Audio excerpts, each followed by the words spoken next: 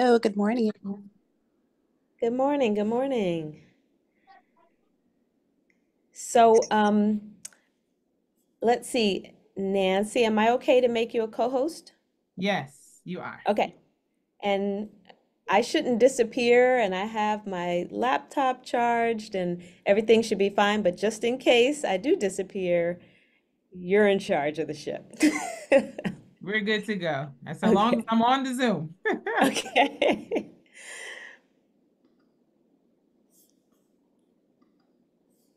Awesome. Hey, Bril.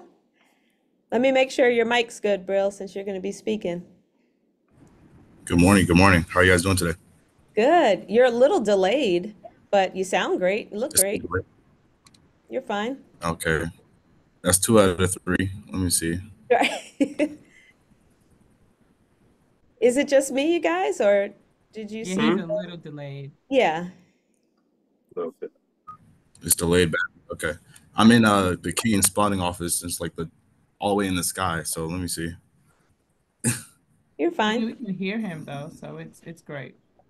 So, as customary for these calls, I do like to encourage people to put your name, contact information, and the name of your business in the chat because that's nice to have for your own networking purposes afterwards. And the call is recorded, but I think that probably pops up on your screen.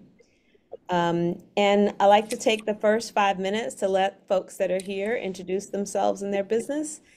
While people are popping in, that's fine. And Brill and Dan, when we get to you, we'll just kick things off. So, hey, Sherry, are you with us? Let's start with you. No, Sherry? Okay, what about Sean Cunningham?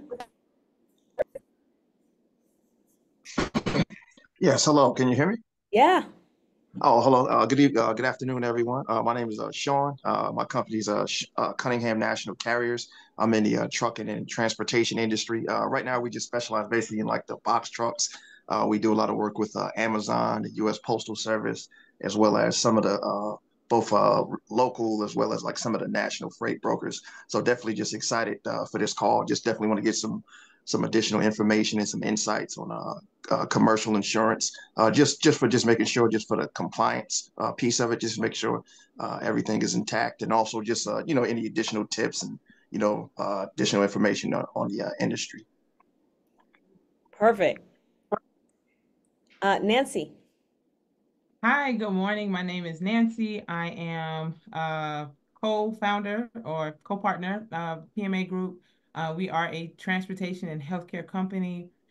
We do non-emergency medical transportation. We're now expanding into ambulances. We also do towing and recovery, and also a host of healthcare services. And I'm excited to be on the call because yes, insurance is a big deal in my business, and any way I can save money and be compliant, I'm here for it. So super excited to be here this morning. Awesome. Anna, I see your Strive logo, but I don't see you. Are you there? Do you want to share? Yes, I am here. Hey. Yes, good morning, everyone. My name is Anna. I'm the founder of Strive Transit Microtransit Solutions, and we provide EV services using e-cars to and from festivals, concerts, events, and we also provide services for local municipalities, schools, nonprofits, workforce development, and we go into schools, into communities, and teach people about the importance of environmental justice and alternative fuel. That's what we do in a nutshell. I am a huge advocate for insurance.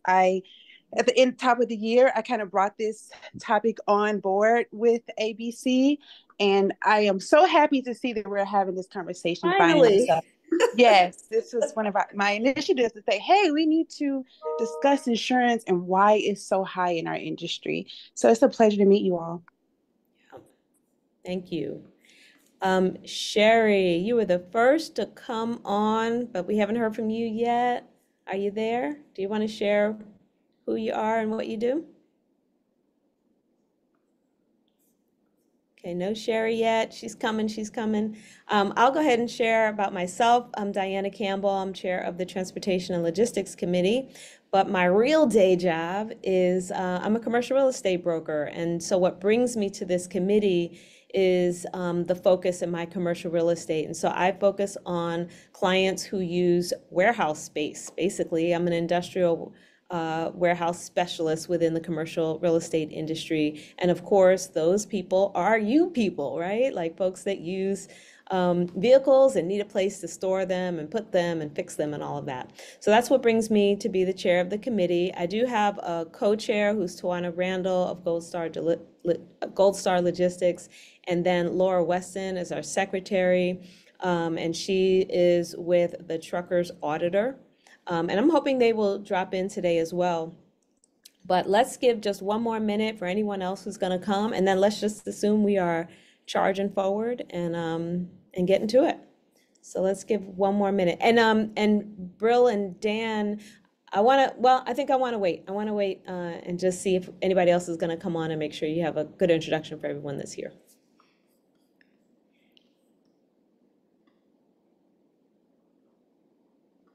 And while we're waiting, I can say a little bit about sort of what's to come this summer, and then what we're hoping to come this fall. So this summer, we will have another one of these calls, the second Friday in July.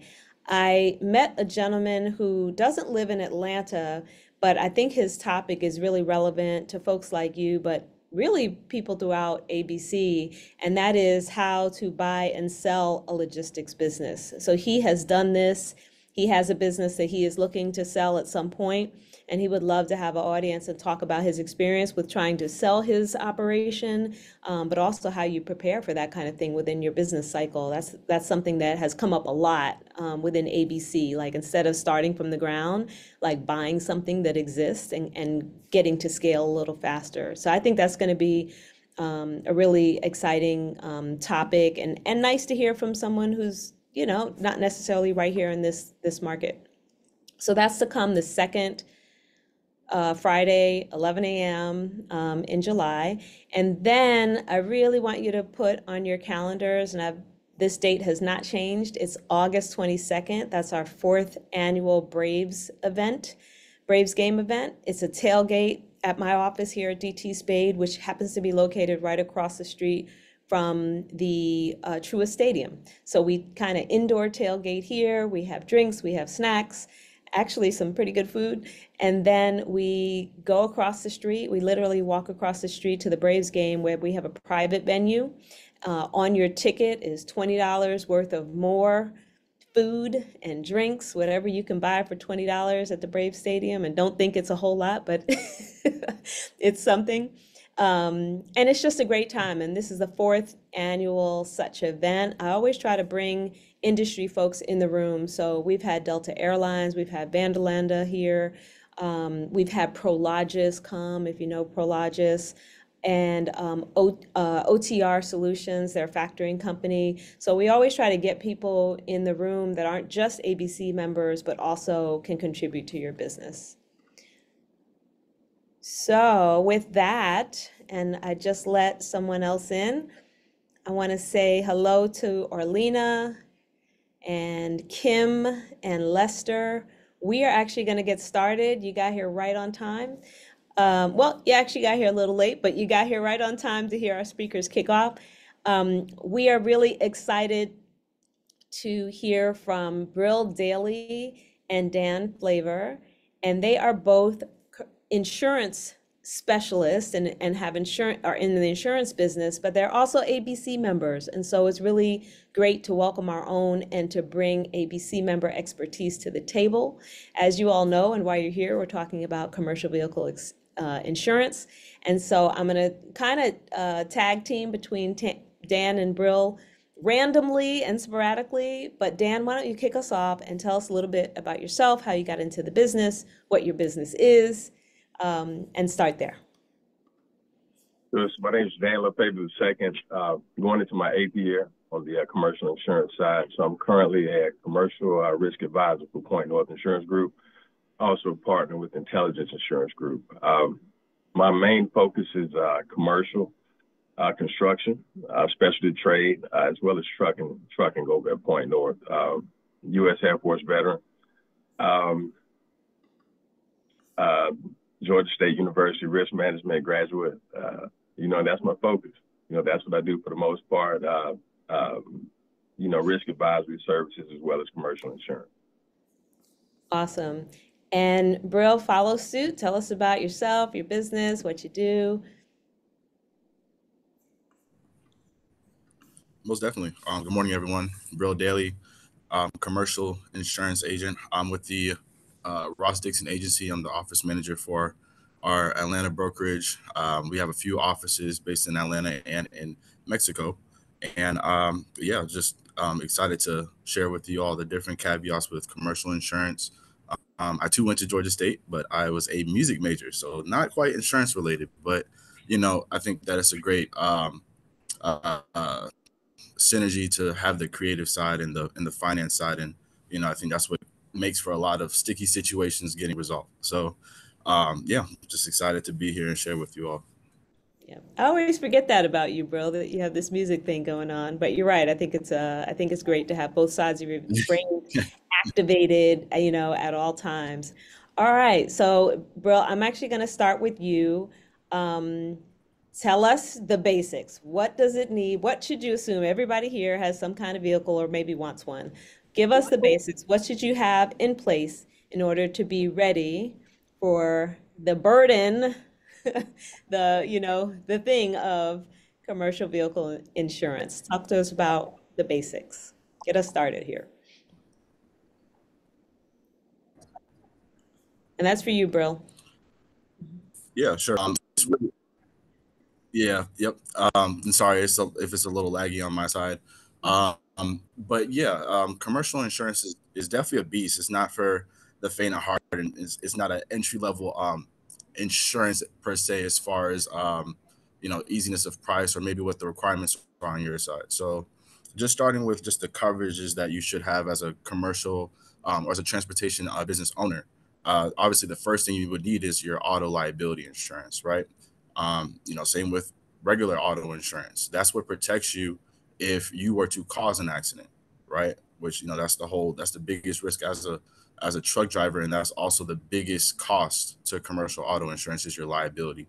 The limits typically would start at a higher limit, like a 50, 100, maybe, or maybe even 100, 300,000, depending on the carrier you're with.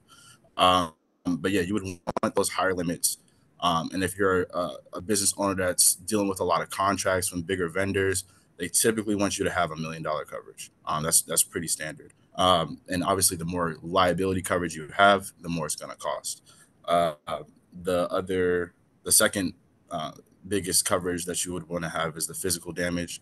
That part covers your actual vehicle, and it covers you for you have the collision and the comprehensive portions, just like you do your regular auto insurance. Something to really note when it comes to the physical damage insurance, and that is not just transportation, it's really any insurance, does not cover mechanical breakdowns. So that's something that you want to make sure that you understand, so that way if something does happen, you understand what caused that thing to happen. If it's just a mechanical breakdown, your vehicle's older, or you just haven't done inspections in a while and it broke down, that's unfortunately something that you want to take care of, but we can go through other mitigation strategies later. But you want to make sure that you're doing regular checkups on your vehicle before you drive off and having regular inspections. But the physical damage would cover your vehicle if there's any collision, whether it's a vehicle, animal, you into a wall, whatever the situation is. After that, you have your cargo coverage. That's probably the third most common for truckers, especially if you're obviously carrying cargo. It's not required to have it, but it's definitely recommended, especially if the cargo is expensive or precious, or just really needs to be protected. But you don't have to have cargo insurance coverage. And then you also have things that go along with it, like your trailer coverage. You can protect the trailer itself, especially if you're renting it or it's non-owned. After that, you have your towing labor. Not every carrier offers towing, but some of them do. And obviously, that's something that you might want to have. to be able to, tow your vehicle if there's any type of breakdown or whatever the situation is. And that would cover a mechanical breakdown or whatever the reason is that you're broken down. It would just be covered under the towing to get you from point A to your mechanic. And then after that, your general liability, which typically general liability would be first in the commercial insurance space. Again, it's not required for you as a truck driver, but it's definitely recommended. In general liability covers physical damage, bodily injury, and property damage. So typically that would be like someone coming into your place of business and there's a slip and fall. Slip and fall is probably like the number one general liability claim. But any type of reason as to why your patrons or someone is injured within your place of business, then that would be covered under general liability. And that's pretty much the saving grace, I guess, for truck driving insurance. The general liability doesn't cost that much because the vast majority of the time you're on the road. So that particular coverage isn't as expensive. But yeah, the crux of the cost for trucker insurance is the auto liability portion. All right. That was a lot and great way to get us started. Dan, the benefit of having two of you all here is that you can tag team. Did Bril leave off anything you can think of? Bril was great on what he touched on. I touched on the basics on what you're going to need for your transportation company and the proper coverages. Some of the biggest things that we're seeing right now is that most carriers are dropping out of auto right now. And depending on the type of company that you have, are you running heavies? So when I say heavies, are you running heavy equipment? Are you running your backhoes, your excavators, your loaders? Are you running those? Are you running a smaller fleet? So those things matter. Are you running Amazon, like Sean talked about? So what we're finding now is that a lot of our carriers from Century, Grains, a lot of different carriers that specialize in transportation, they're starting to consolidate into programs. So they're putting programs together for specific transportation activities. So you got your Amazon, you got short range, you got long range, you've got there's another company, there's another carrier with a service that they're starting to implement now, which there's wearables on their drivers, which is helping to reduce the premiums for your drivers on your policy. So they'll put those wearables, it tells your biometrics and the haptics of the driver, and it goes back to that dispatch. So they can tell exactly what's happening with that vehicle. They can shut that vehicle down, tell that driver to pull over if there's a heart attack, there's an issue with diabetes, things of that nature. So with and saying that, insurance companies, the carriers now are putting a lot more risk management resources into place to minimize the litigation that they're dealing with. That's the big thing everybody's talking about now is pricing, the premiums. If anybody tells you that's going to change in the next 3 to 5 years, they're lying to you. It's not going to change. A big thing that the common consumer doesn't understand is that insurance is heavily tied to the economy. So one, you got inflation. So just as milk, rice, cheese, just as those go up, the cost on your insurance is going to go up because the values of your properties have gone up. The values of your vehicles have gone up, right? So when you're transferring that risk, a big thing that comes into play is the size of your fleet, losses, things of that nature. The reason being, these different insurance carriers, they don't just cover your insurance by themselves. They've got outside funders that create reinsurance for them. So they've got insurance on top of insurance. So as the economy changes and inflation rises, it's unavoidable. The same as your trucking companies, as your cost per mile, as your loads, as you increase prices on those, it's going to transfer over across the board. So I know I said a lot, but in saying that, to shoot very straight and be direct, the most beneficial thing for every transportation company, make sure that you get with a good broker, someone like Bril, someone like myself, someone that's going to dial into your company, peel back the layers, understand exactly how you operate, make sure there's risk management protocols in place for your particular company. You've got certain carriers that they have risk management that's no additional cost to the client, and it's specific, it's industry specific. So if you're moving, if you're a fuel transport company, if you're a marine company, there's different avenues for you, if that makes sense. Yeah. No, that is terrific. And that's, I wanted to move right into sort of mitigating strategies. Before we do that, we'll talk about a few more of them, I think. If anyone has a question out there, you should go for it. Because yeah, go for it, Nancy. Okay, so I know we had some questions in the chat about a limousine company. Can you guys share any kind of information about if somebody wanted to get started on looking for insurance, if they were running a limousine company, or if they were looking to start a limousine company? You want to go, Bril? Yeah, I'll take it. I'll start it off.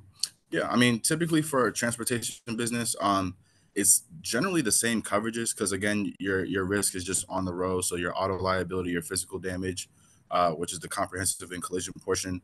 The only kind of unique part for the limousine that I would see is the cargo. Technically, even passengers are considered cargo. It would probably just be a lot more expensive versus your average household products or general freight that someone else could be moving. But other than that, yeah, you would have all the coverages that I listed off before: your auto liability, your physical damage, cargo, general liability, especially since you're dealing with more passengers, so that you probably do have more people coming into your office, I'd imagine, unless you're like completely virtual. But yeah, I mean, everything would pretty much be the same. Towing, especially, you don't want to break down with passengers and be stuck. The only interesting part, I'm not sure if another well, we haven't gotten to mitigation yet, but I always recommend people to have AAA. I'm not sure if AAA would cover limos, but it's worth trying. No, okay, well then that's that. But yeah, so yeah, you want to make sure that you have all those coverages there, and look into the cargo aspect, especially just to make sure it covers passengers. Thank you. Yeah, also, too, oh, go ahead. Mm-hmm. if I can throw this in for you on the limousine companies and your to keep it simple, the people transport companies. It's going to be very vital for your transportation company to have umbrella policies that sit over what you're doing when you're transporting people. And here's the reason why. And you can go do your own research on this, but it's available. If there's an accident and you're transporting people, the average payout on that case, on those litigations, is about $8 to $10 million per person. So if somebody dies, if they lose a limb, if there's an injury, you're looking at 2 to 3, 4 million. In most cases, if you're operating on that $1 million combined single limit, you're going to lose your house, you're going to lose your business, you're going to lose everything because they're going to put liens against everything. So when we talk about transportation companies and commercial insurance, these umbrellas are important because you got your standard limits, but that's going to help you for an occurrence.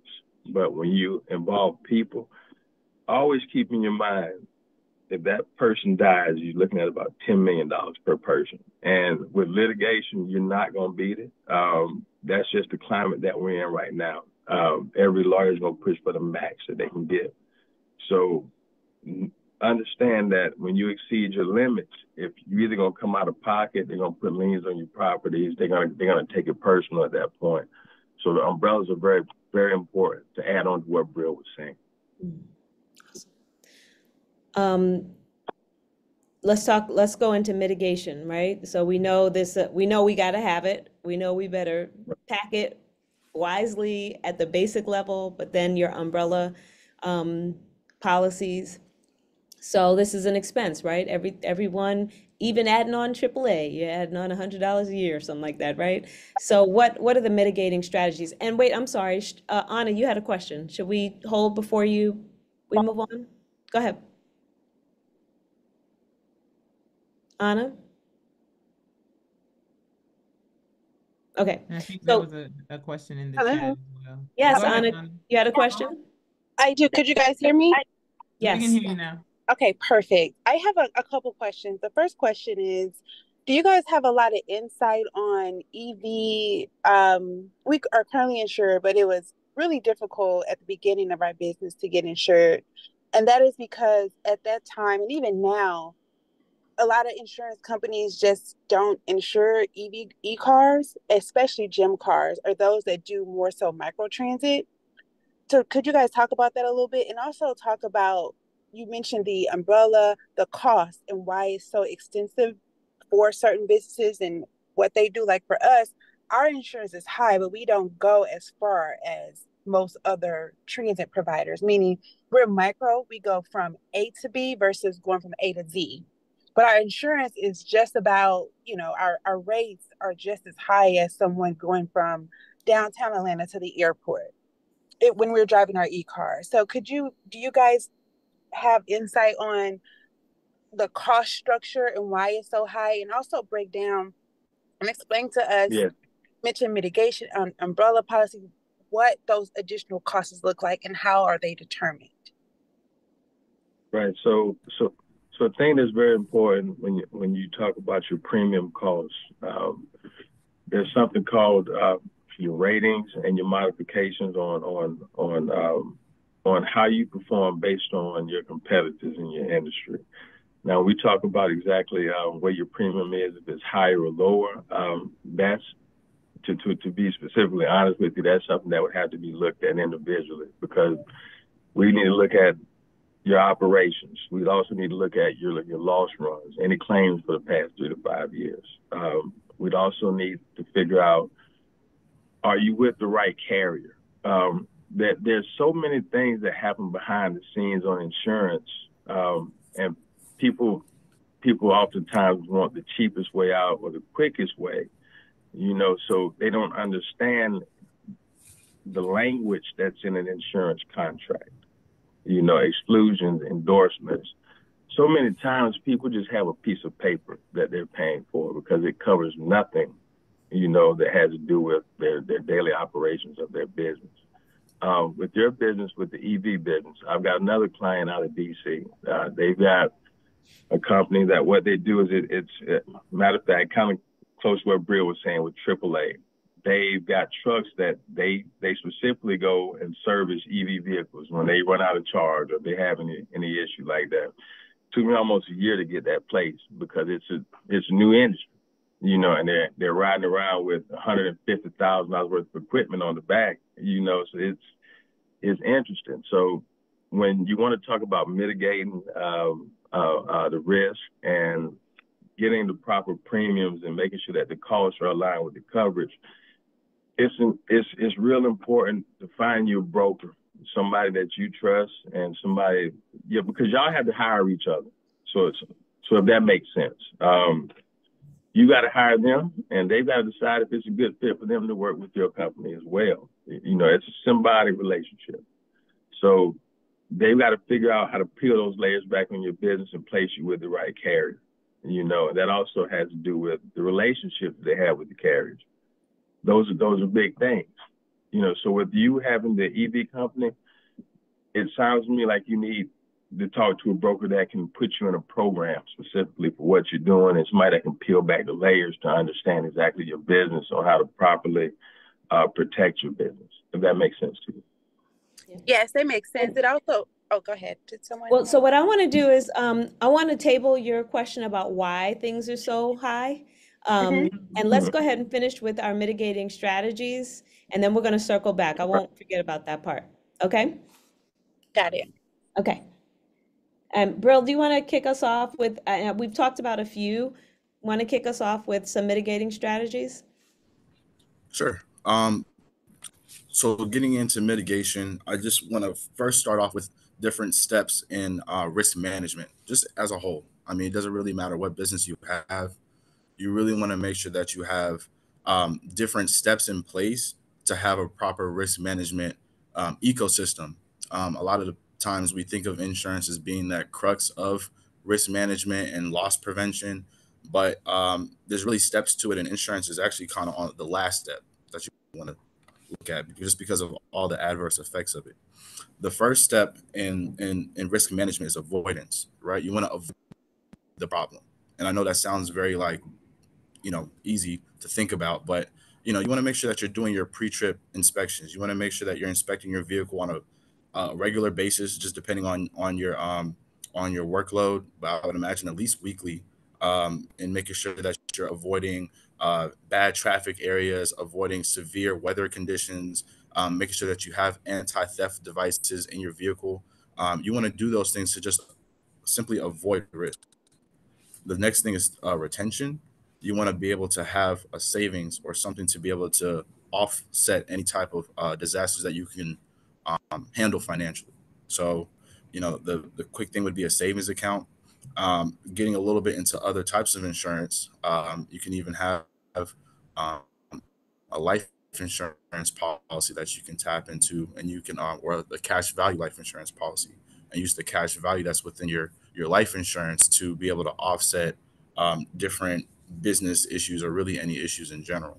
And just even on that topic, cash value grows at typically around 3 to 4%, 6% if it's a index universal life, versus a savings account that's minimal interest. But you want to have some type of separate account for your business, so that way you can be able to offshoot those different risks that can happen, or losses. The third is to spread your risk. In the auto transportation business, even something as simple as just having your files in different places, like your cloud storage, Dropbox or Google Drive, however you can keep your documents. You want to be able to spread your risk, so that way you don't lose access to something that was just simple, and you could have just had it in different places in a sense. Um, the fourth thing would be loss prevention. So again, like dash cams, security cameras, to be able to reduce the risk. I mean, obviously you can't control everything, but you can at least try to minimize the damage or the amount of loss that happened. Maybe there might be some new features on different trucks that allow for better tread, or whatever the situation is, so that way you can prevent that. That's stuff that you want to be able to include in your business. And then the last thing is transfer/contracts. That's when you have the transfer of risk from you to someone else, the transfer of liability. So now the liability comes off of you, and it goes now onto the insurance company. And so, yes, you want to have insurance policies to protect your business. But the reason why this is the last step is because, again, every time you file a claim, even if the claim doesn't pay out, it now goes into your claims history. And so what Dan was even mentioning before, as far as your loss runs, even if you file a claim and it doesn't pay out, it now goes on your loss runs report. Your loss runs report is synonymous to your credit report, right? Every time that you ding your credit, it doesn't matter if it's soft inquiry, hard inquiry, it still adds on to your credit report. It can potentially make your credit score go down. No one really knows that exact, like, oh, well, if you do this, this will happen. But it's just the chances of it happening. Let alone if you file a claim and then you file a claim next year, and then next year it takes 5 years for it to come off. Now you got 3 claims. Now you're uninsurable. You're right. So you want to save it for really worst case scenarios. And again, that goes back to the relation aspect that Dan was mentioning, because you want to have an agent that you trust, an agent that is working on your side. And a lot of the time, you kind of file a claim because you're in the midst of the moment, and you're like, I have insurance, they should pay it. That's how it works. But just something to keep in mind with these insurance companies is that they're not for profits. They're not there to look out for you. They're there to look out for them, just like any other business. And so, yes, they want to have as much, um, uh, you know, compassion, I guess, for your situation and to help you. But at the same time, they're there for their own benefit. So you have to look out for your own benefit as well, and just simply understand that you have to use that in the worst case scenario, and to run it by your agent first before you file the claim. That's awesome. Um, I want to, anything you would add, Dan, in terms of a mitigating strategy that we haven't covered yet? Um, you know, we closed the box in pretty well. And again, most important thing, I guess, the only thing I would add in addition to that is just a 3-6-9 approach. which that's at the time that we set the coverages for the client, it's, I'll typically grab my phone and we'll do 3 months out, 6 months out, 9 months out, and that's our check-in points, and what that does also, that helps prevent a surprise audit, where you may get hit with a $20,000-$30,000 bill and it's due in 30 days, or they're going to cancel, so that 369 approach, that keeps you engaged with the broker. We know of any changes, we know what's going on, so we can make adjustments. That's one thing I would add, is Awesome. just, that 369 approach. So, Anna, to get to your question about why insurance is so high, so I have 3 buckets, and I'll have you guys respond to it to tell me if I'm on track with why insurance is so high. The first bucket is, and I forget who of you alluded to this, but the economy.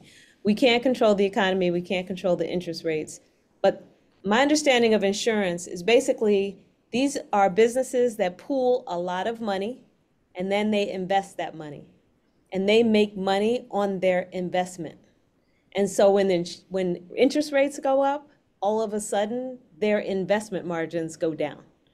So when you have a space where interest rates are going up or they're just more than what they were, you should expect any insurance you have to go up in kind, because their money is based on pooling all of our money and then making money off of it. Am I correct about that, guys? Yeah. Yes.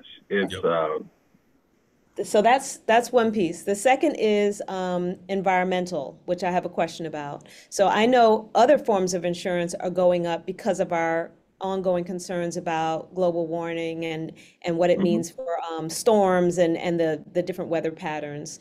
Can you all talk about whether or not this is also a factor that's making vehicle insurance go up? a huge factor. With climate change, coastal cities, mainland America, tornadoes, hurricanes. You got Florida, which there's so many carriers that have pulled out of Florida. They won't touch it at all, because of the hurricanes. So you've got water damage. You've got so many perils. A big issue with that, with climate change, is that, so if you have a claim and they have to replace it, well, you got inflation. So now it's not the same cost as it was 3 years ago. So that's more, and that's going to drive up your premium. So again, they want to minimize what they're paying out. So that climate change, it's just another factor that's going to raise it up. Climate change, and next you got litigation. And the last bucket I have, there are 2 more buckets, but Bril, I want you to respond to why insurance is so high in terms of theft, fraud, and just the litigiousness of our country here. But theft and fraud, from what I understand, are just huge, especially in Atlanta. Yeah, especially in Atlanta, and and with dealing with commercial auto, it just goes back to those mitigation strategies, those anti-theft devices, security cameras, and really just making sure that you have a handle on the security of your vehicle. That's why even just single-handedly keys are going up, even though it's not commercial. There you have people that are able to access the technology that is within the vehicles to be able to get access and start the vehicle and obviously drive off with your vehicle. So interestingly enough, it's just you really just want to have a handle on the type of devices that are in your vehicle, making sure that if it is a smart device or something that's hackable, and someone can take control of their vehicle, making sure that you either have some type of software protection around that, or some type of cybersecurity protection around those types of items, because that's the age we're moving into. Everything's going tech, even vehicles. And so if someone's able to access your e-vehicle and the different apparatuses that are within the vehicle to hack it and control it, that's something that you want to make sure that you work with whoever is your cybersecurity company to not be able to have access to that type of information and to that technology. So that's the only thing I really have to add there, just as far as just making sure that you have control of your vehicle. And then the last piece, Anna, and I know this is a part that you're interested in, is on a state level, can our government do anything to mitigate these costs? Just like in New York, you have rent controlled buildings. Is there something we can do to control the skyrocketing of insurance companies so that smaller companies don't have to fight so hard just to get started in their business? I don't know if either one of you has a thought about that, but I think that's sort of ongoing. Yeah, please do. Mm-hmm. And so if there's something that you guys want to do to combat the raising premiums and some of the costs, it's going to be very important to get involved with the government, figure out who the lobbyists are, find out from your different associations that you're involved in as far as your company. Reach out, dial in. They've got from the Georgia Utility Contractors Association, HVAC Association, IBW. There's so many different associations. So depending on what associations that your particular vertical is that you're transporting for, dig in, find out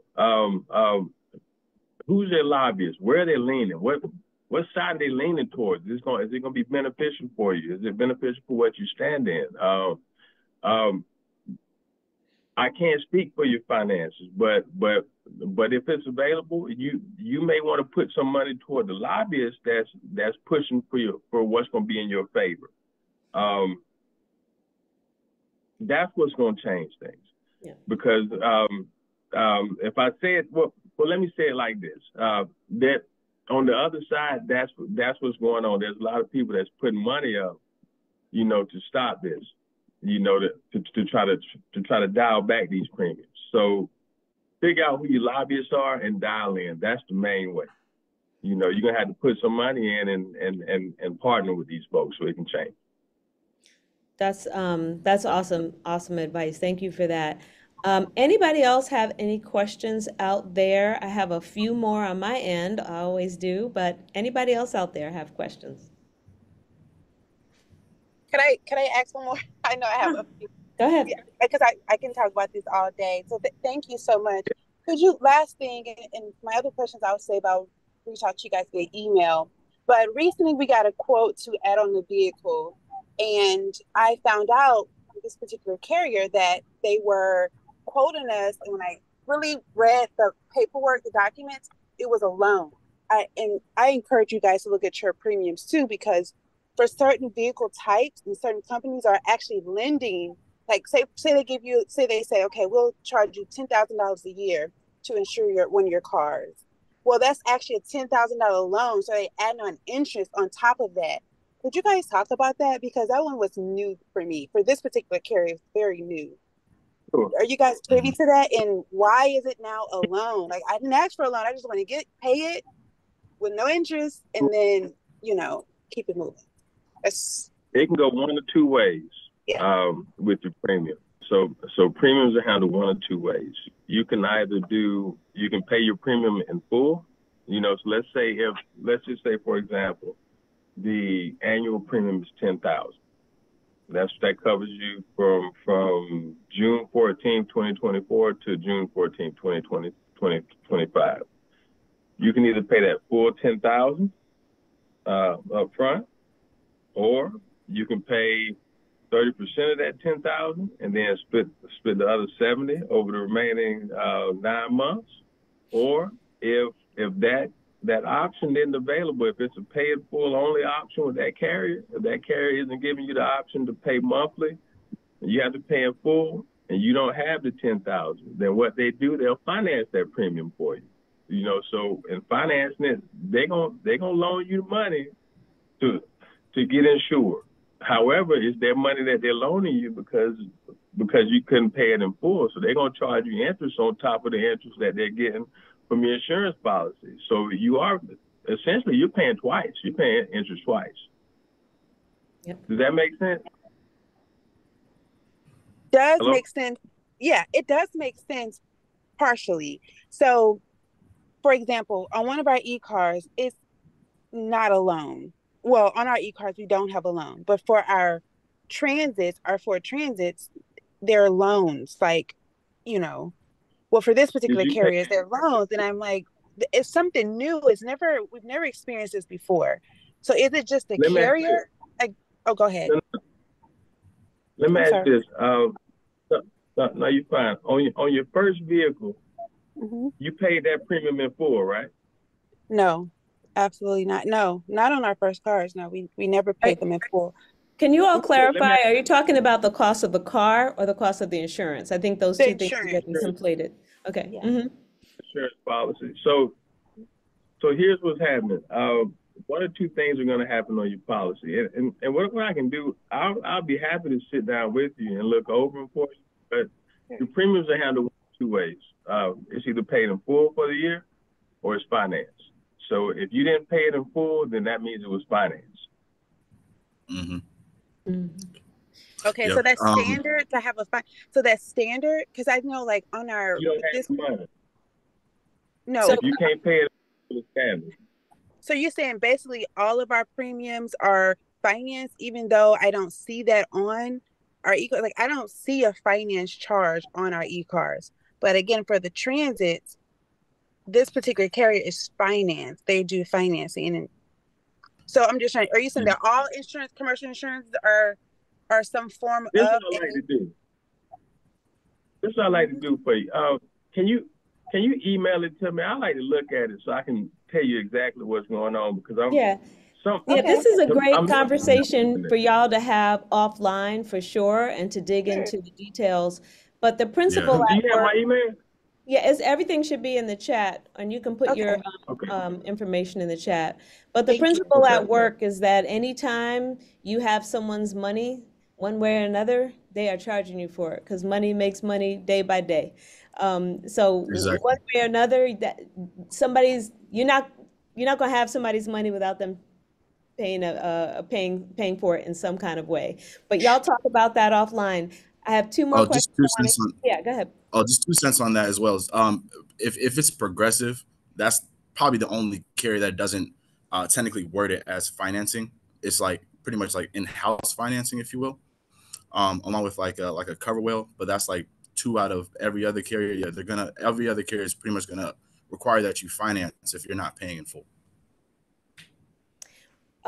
Two more quick questions before we have to close. Do you get an economy of scale for having multiple vehicles? Is it difficult to insure one, but easier to start to insure multiple vehicles? Bro, what are your thoughts on that?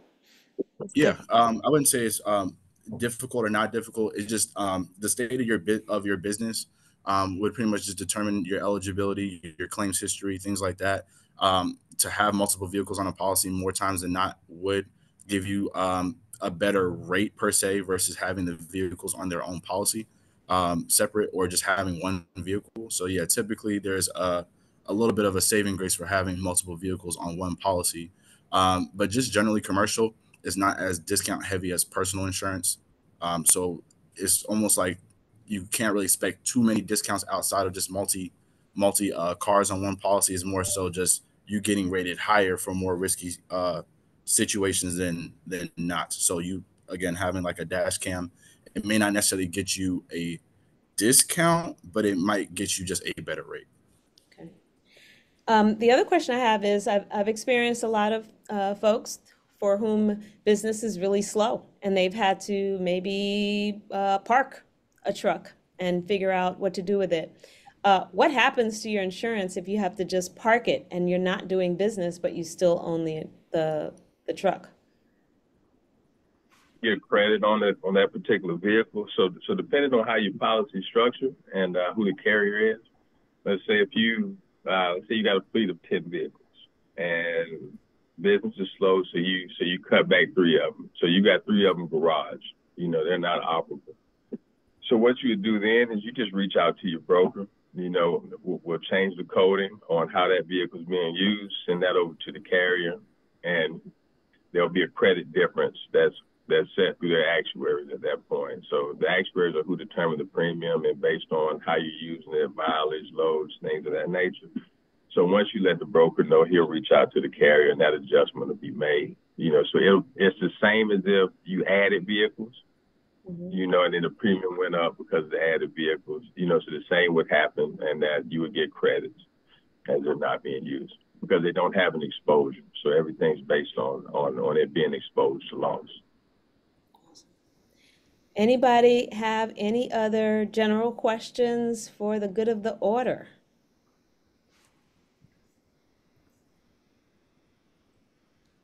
Nancy. No, I just wanted to say thank you so much, Dan. I remember Mr. Dan. We've met a few times, and thank you so much, Bril, for I'll call you. But I just want to thank the both of you for coming on and sharing your knowledge. We definitely need this. And Miss Diana, I appreciate you coming on and sharing this information. Just one last question that I have before we wrap it up. I wanted to know, I know that with buying insurance, tenure, like how long you've been in business matters as well. And I just wanted to find out because Miss Diana, she told us she's going to have somebody that talks about acquiring a transportation company. I want to know because I'm in that space right now, that's something I look to do in the future. If I want to acquire a transportation company that's been in existence for, let's say, 13, 14 years, we don't know their loss runs or any of that stuff, but let's just say they have that tenure. Is there a chance for me to be able to tack on to their insurance and possibly get a lower rate on my auto insurance? Yes. Depending on who the company is and who the carrier is. If it's a smaller company and they may only have 3 to 5 vehicles, the difference is going to be so minimal. Right. But if it's a company where they may be running 5 or 6 heavy vehicles, and they may have another 10 service vehicles. Yes. Attach on, and it'll be looked at as a JV, so as a joint venture, and you could possibly get a huge credit for doing that. Okay. Thank you so much. You're welcome. You're welcome. Well, listen, as we close out, I want to make a couple of more announcements, the ones that I started with when we started. And Nancy, thank you for helping me thank our speakers. Can everybody say thank you? You guys are awesome, a wealth of knowledge. Hey, thank you. To know that you all are folks that we can turn to for any insurance needs, and not just vehicle insurance. I want to just add, so Bril and I just did a little deal. He got me some E&O insurance that I needed for a particular client that I have. These guys are your insurance gurus, so make sure you patronize them, hit them up, consult with them, and do what you need to do right here within ABC. So just 2 quick announcements. One, we are going to be talking with someone about buying and selling transportation logistics business, second Friday of July at 11 a.m. So look out for that advertisement. And also is on August 22nd, we will have our 4th annual Braves Day game event. It is $100. It covers your ticket. It covers tailgating prior to the game, which has food and a real bar.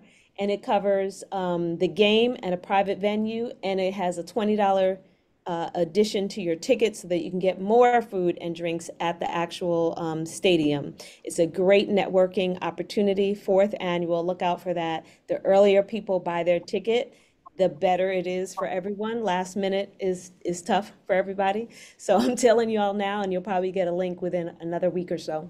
And then that's it. Thank you all for coming. We appreciate it. Thank you, Diana. Thank you so much for making this happen. I know I've been talking about it for a while. Truly, yeah, it happened. So much. Yes, thank you. Thank you. And I'll be reaching out to the both of you.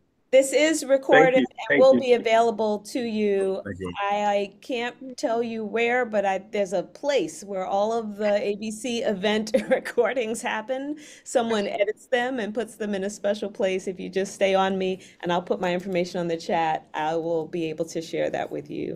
Make sure you copy the chat also, guys. Yes. Thank you. Yes, thank you, Definitely. everybody. Thank you. Everybody have a great weekend. Be safe. If we can help in any way, let us know. Thank you, Bril. Thank you, Diana. Thank you, everybody. Y'all take care.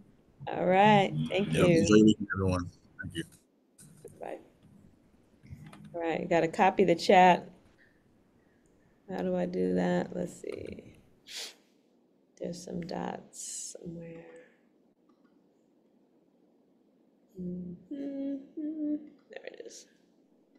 Save the chat. All right. Goodbye, everybody. Take care, Diana. Take care, Rich. All right. Okay.